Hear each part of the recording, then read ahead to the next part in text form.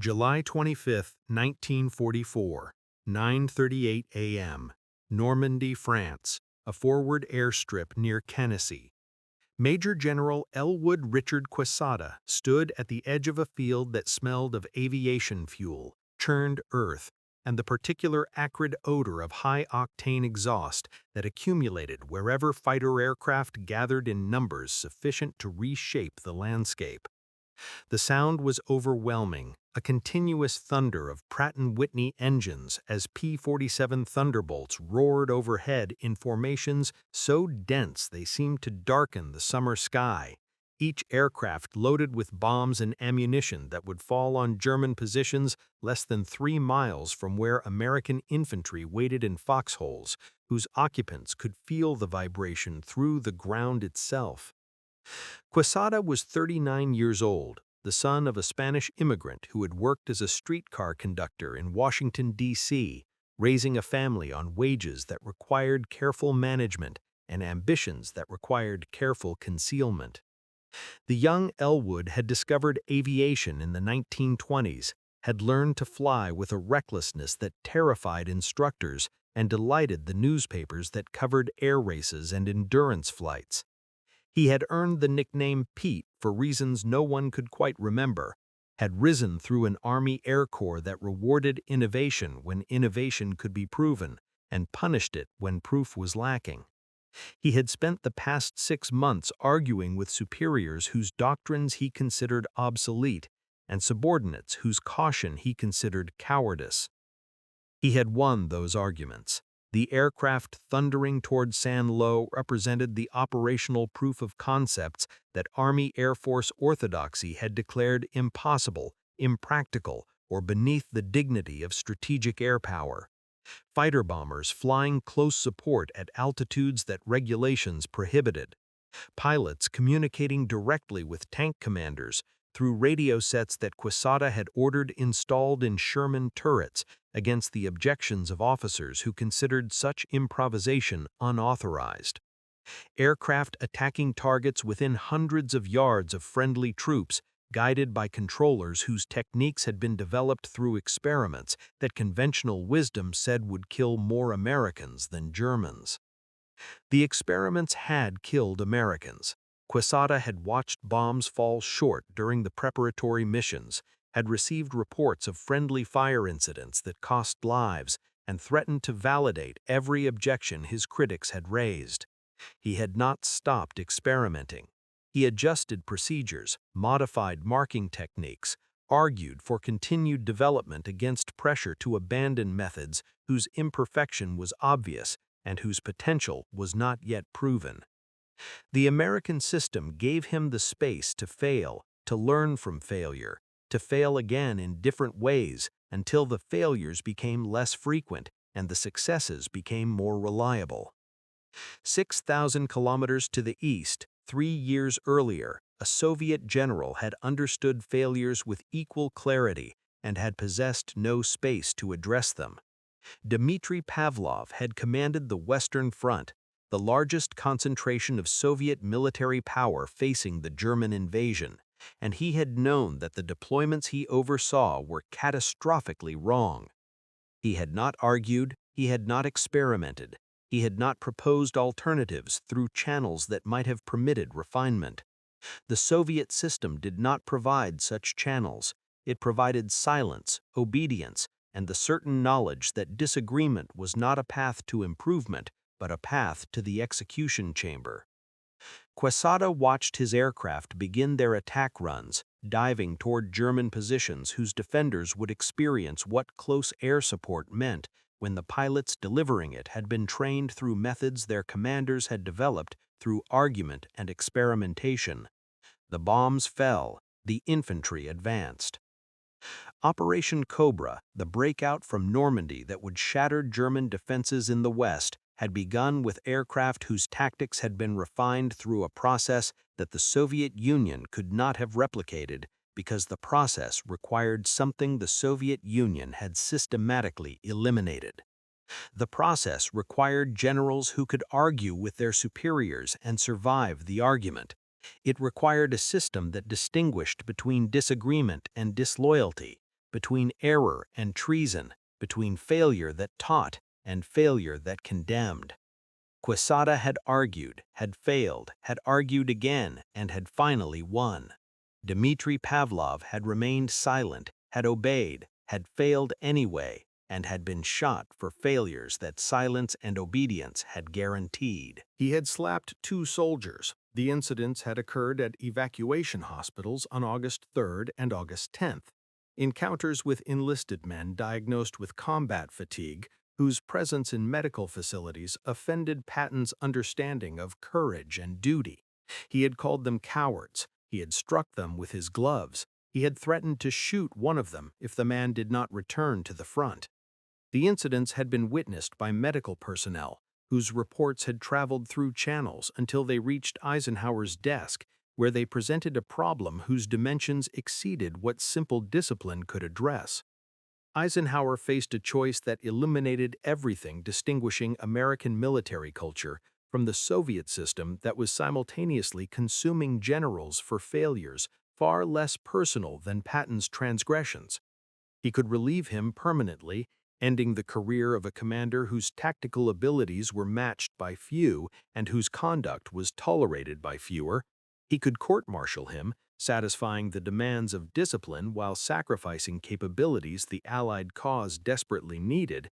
He could ignore the incidents, establishing precedents whose implications would undermine the authority structures that military effectiveness required.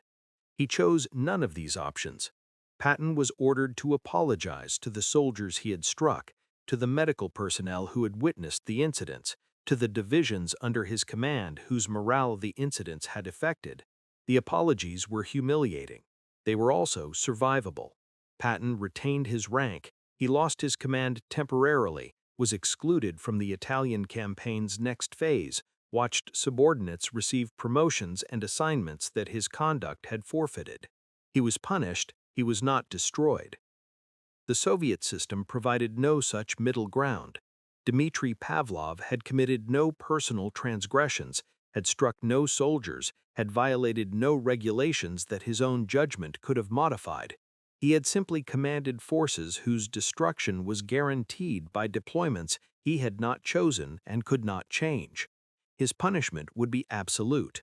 The American system that disciplined Patton while preserving his usefulness could not have existed in the institutional environment that would execute Pavlov for failures that obedience had ensured. George Marshall had built this system deliberately, understanding that military organizations required both discipline and flexibility, both hierarchy and initiative, both obedience and the capacity for constructive disagreement that prevented obedience from becoming self-destruction. The army that Marshall commanded into the Second World War was designed to produce generals who could argue, who could fail, who could be disciplined without being eliminated, who could learn from errors that other systems would have punished with death. The architecture was visible in selection processes that promoted officers who demonstrated independent judgment rather than mere compliance. It was visible in staff relationships that expected subordinates to challenge proposals they considered flawed. It was visible in the tolerance for personality conflicts that would have been prosecuted as insubordination in armies where disagreement was indistinguishable from disloyalty. The architecture of Soviet silence had been constructed through 4 years of systematic murder, whose logic Dmitry Pavlov understood intimately because he had watched it consume men whose positions he now occupied. His predecessor as commander of the Western Special Military District had been Ivan Belov, an experienced cavalry officer whose career had ended not in retirement but in execution, shot in 1938 for participation in conspiracies that existed only in the confessions extracted through methods whose effectiveness did not require the confessions to be true. The man before Belov had been executed as well. The chain of command that Pavlov had inherited was a chain of corpses whose graves were unmarked and whose fates were unmentionable. The tank doctrine that had made Pavlov valuable enough to promote to his current position itself had been criminalized when the primary theorist was killed. He had trained under officers who developed concepts of deep armored penetration, of mechanized formations operating independently in enemy rear areas, of the kind of mobile warfare that German panzer commanders would soon demonstrate against the forces Pavlov commanded. Those concepts had been declared treasonous when the officers who developed them were declared traitors. The doctrines were abolished, the textbooks were withdrawn. The tactics that might have saved Soviet armies in 1931 became evidence of conspiracy in 1937. Their advocates shot for the crime of thinking about warfare in ways that the Purge had retroactively defined as sabotage. Pavlov had survived by forgetting. He had unlearned the tactics his mentors had taught, had embraced the rigid linear doctrines that replaced the mobile warfare concepts, had demonstrated the ideological reliability that advancement required by abandoning the professional knowledge that had once made him effective. The hero of the Soviet Union who had commanded tanks in Spain had become a general who could not discuss what he had learned in Spain because the officers who sent him there were dead, and their decisions were therefore suspect. His expertise had become a liability. His survival had required its suppression. The institutional memory of the Red Army had been systematically erased through the execution of approximately 11,000 officers between 1937 and 1939. The number was so large that comprehension failed. It represented not merely individuals, but the accumulated knowledge those individuals carried, the lessons they had learned, the relationships they had built, the institutional capacity they had embodied. A corps commander understood how to coordinate divisions across distances that exceeded direct observation. That understanding existed in his mind, in his experience, in the relationships he had developed with subordinates who trusted his judgment. When the NKVD put a bullet in that mind, the understanding died with it. No training program could replace what had been destroyed. No organizational reform could regenerate expertise that had been systematically exterminated. The officers who survived the Purge had survived by demonstrating qualities that were precisely wrong for the challenges they would face. They had shown that they could follow orders without questioning their wisdom. They had proven that they could denounce colleagues without hesitation when denunciation was expected. They had established that their loyalty to the system exceeded their loyalty to professional standards, whose maintenance might imply criticism of the system. These qualities guaranteed advancement in the institutional environment the Purge had created.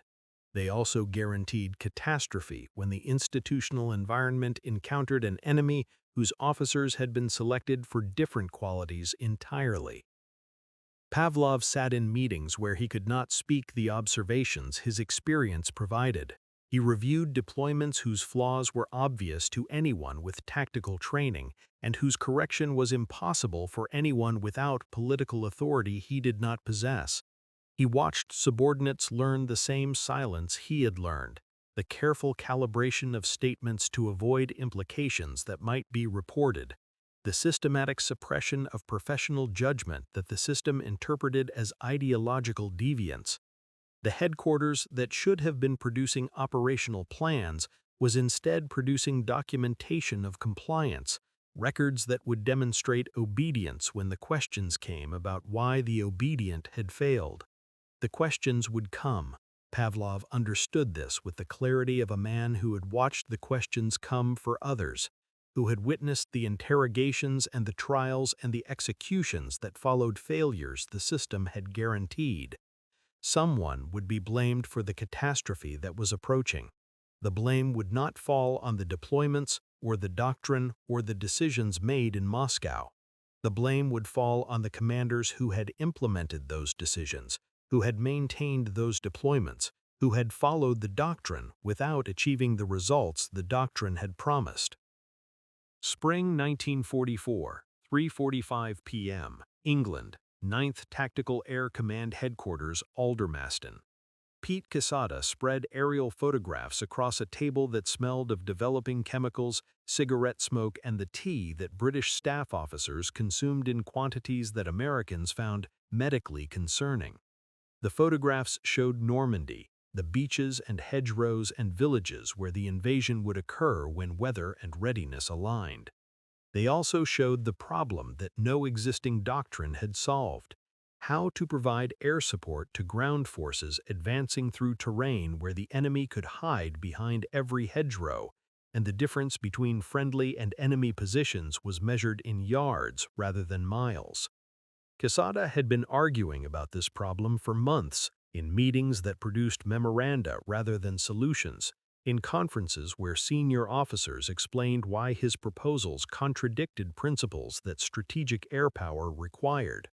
The Army Air Force had been built around the doctrine that aircraft were too valuable to waste on tactical support, that bombers should strike strategic targets whose destruction would win wars without the inefficiency of helping infantry take individual fields. Close air support was the Air Force's least prestigious mission, assigned to units whose commanders understood they were performing work the institution considered beneath its dignity. He argued anyway, the invasion would fail if ground forces could not break through German defenses whose depth exceeded what naval gunfire and airborne assault could neutralize. The hedgerow country beyond the beaches was perfect defensive terrain, each field a fortress whose conquest could consume a battalion if the defenders had time to prepare. Aircraft could prevent that preparation. Aircraft could destroy defensive positions while they were being constructed rather than after they had been fortified. Aircraft could do this only if they operated close enough to friendly troops that mistakes would kill Americans alongside Germans. The mistakes were inevitable. Quesada understood this with the clarity of a man who had watched bombs fall on coordinates whose accuracy was measured in hundreds of yards, when the separation between friend and enemy was measured in dozens. He had conducted experiments whose results included American casualties from American weapons, friendly fire incidents that validated every objection his critics raised. The experiments continued because he argued that the alternative was worse, that ground forces unsupported by aircraft would suffer casualties exceeding anything friendly fire could produce, that the imperfection of close support was preferable to the absence of close support. He developed procedures through iteration that the Soviet system would have terminated after the first fatal error: colored smoke panels that infantry could deploy to mark their positions, radio frequencies dedicated to communication between ground controllers and aircraft, approach patterns that minimized the geometry of error. Each procedure emerged from failures whose lessons required the freedom to fail again in different ways until the failures became successes. The radios in tanks were his most controversial innovation. He had ordered SCR-522 aircraft radios installed in Sherman turrets, creating direct communication links between tank commanders and the pilots supporting them. The modification violated procurement procedures, communications protocols, and the institutional boundaries that separated ground forces from air forces. Quesada did it anyway, arguing that results would justify methods that regulations prohibited. The argument prevailed because the system permitted arguments whose merit could be demonstrated. A Soviet general who installed unauthorized equipment in tanks would not have received the opportunity to demonstrate merit. The unauthorized modification would have been evidence of sabotage, of conspiracy, of independent action that Stalin's system interpreted as disloyalty regardless of results. Dmitry Pavlov had been executed for failures that obedience produced. A general who failed through disobedience would have faced consequences that made execution seem merciful. The Soviet system could not produce Pete Quesadas because it could not tolerate the conditions that Pete Quesadas required. Quesada's procedures were not perfect when Operation Cobra began. They were better than they had been when he started arguing for them. They would become better still as the campaign revealed additional problems whose solutions required additional arguments. The system that permitted his experiments was a system that learned. The system that executed Pavlov was a system that blamed. The distinction would be measured in battles whose outcomes reflected not merely tactics, but the institutional capacity to develop tactics through processes that required the freedom to be wrong. The operational costs of these institutional differences were measured across battlefields whose outcomes reflected not merely the courage of soldiers or the brilliance of commanders, but the systems that permitted or prohibited adaptation when plans encountered realities that plans had not anticipated. Soviet generals watched encirclements develop with the helplessness of men who understood what was happening and could not obtain authorization to prevent it. American generals who proposed alternatives were sometimes overruled, sometimes proven wrong, and almost always permitted to propose again when circumstances revealed that their alternatives had merit the first rejection had not acknowledged. The Kasserine Pass disaster of February 1943 illustrated what the American system did with failure. Untested American troops encountered veteran German panzer units in Tunisian terrain whose defensive advantages the Americans had not appreciated. The defeat was comprehensive. Nearly 3,000 Americans killed, over 300 tanks lost, a retreat whose disorganization bordered on rout. The commanders responsible for the debacle faced consequences that included relief from command, reassignment to positions of reduced responsibility, and the professional embarrassment that accompanied visible failure in an institution that valued success. They did not face execution. Lloyd Fredendall, whose Second Corps had collapsed at Kasserine, was sent home to a training command whose obscurity matched his diminished reputation. He was not arrested by military police, was not subjected to interrogation sessions that lasted until he confessed to sabotage, was not shot in a courtyard whose location his family would never learn. The system processed his failure as failure rather than treason, learned lessons that modified subsequent operations, promoted the commanders whose performance during the crisis demonstrated abilities that Fredendall had lacked.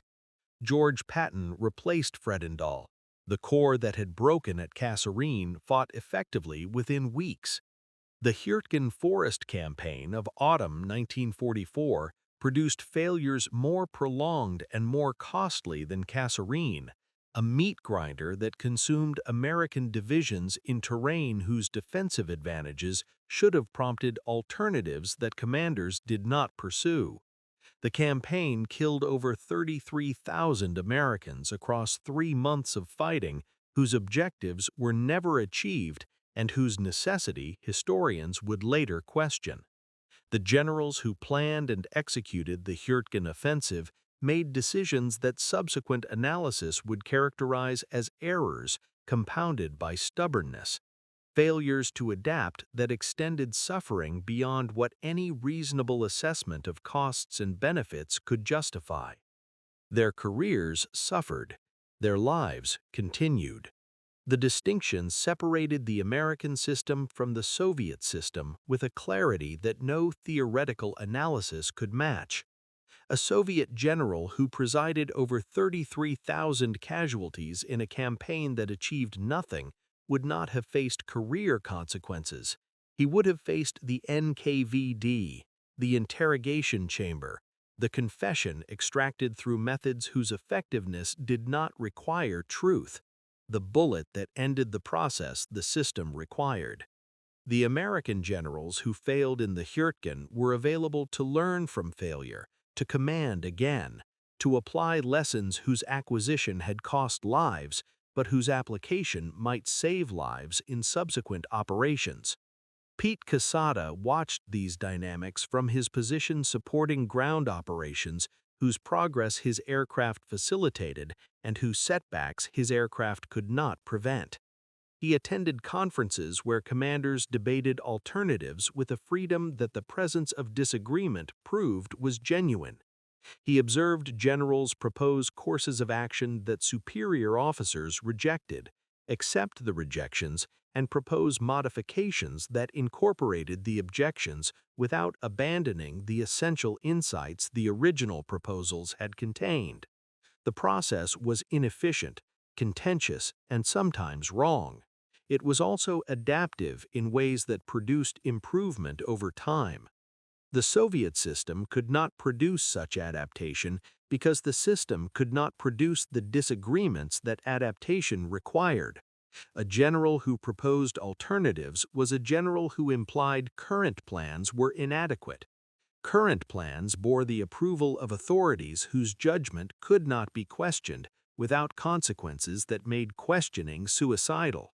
The generals who might have proposed adaptations had learned through the purge years that proposals were dangerous, that initiative was suspect, that the safest course was compliance with whatever directives Moscow issued, regardless of whether those directives corresponded to operational reality. Pavlov had been shot for failures that compliance guaranteed.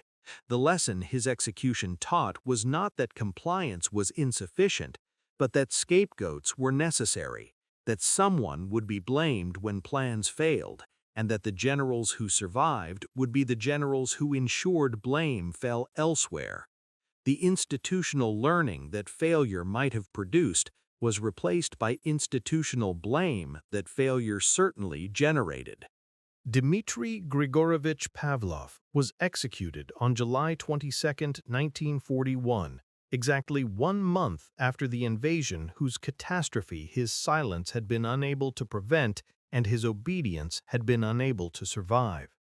The trial lasted less than a day, conducted in a building that smelled of disinfectant and bureaucratic procedure before judges whose verdict had been determined before testimony began. He was charged with treason, with cowardice, with deliberately allowing the destruction of forces whose deployment he had not chosen and whose repositioning he had not been permitted to request. The charges required believing that a hero of the Soviet Union had intentionally orchestrated his own army's annihilation. The charges did not need to be believed, they needed only to exist on documents that justified the sentence. He was shot in a courtyard whose location his family was not told, buried in a grave whose marker did not bear his name. He was 44 years old. He had served the Soviet state since its founding, had fought in its wars, had risen through its ranks by demonstrating exactly the qualities the state demanded. The qualities had not saved him. Nothing could have saved him, because the system required scapegoats when plans failed, and he occupied the position that scapegoating required. The generals who had approved the deployments, who had forbidden the preparations, who had punished the warnings, did not face courts. They had created the courts. The rehabilitation came on July 31, 1956, 15 years after the bullets ended what the system had already destroyed. A Soviet military court reviewed the case and declared that the charges had been fabricated, that the evidence had been insufficient, that Dmitry Pavlov had been innocent of the crimes for which he had been killed. The declaration changed nothing that mattered.